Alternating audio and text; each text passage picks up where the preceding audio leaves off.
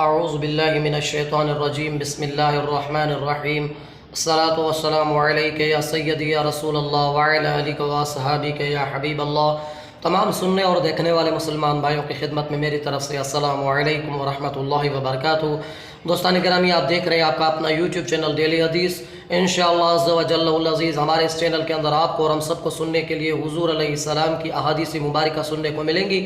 آج کی ویڈیو شروع کرنے سے پہلے تمام دوستوں سے گزارش ہے کہ آپ ہماری اس ویڈیو کو لائک کریں، کمنٹ کریں اور شیئر کریں۔ ہمارے یوٹیوب چینل ڈیلی حدیث کو سبسکرائب کریں تاکہ ہر آنے والی نئی ویڈیو آپ تک پہنچ سکے۔ تو دوستان گرامی، آئیے چلتے ہیں آج کی حدیث مبارکہ کی طرف۔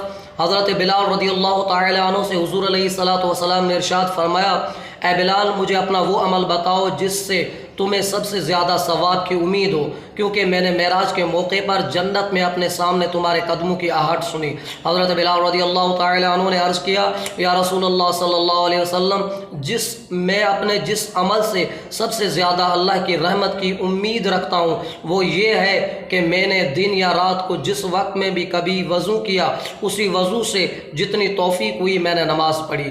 تو دوستان گرامی، حضور علیہ السلام کے صحابی کا عمل آپ نے سنا، تو اللہ تبارک و تعالی آپ کو اور ہم سب کو اس حدیث مبارکہ پر عمل کرنے کی توفیق عطا فرمائے اور 5 وقت نماز پڑھنے کی توفیق عطا فرمائے۔ آخر میں حضور علیہ السلام کے دربار اقدس کے اندر درود شریف کا ہدیہ پیش کرتے ہیں۔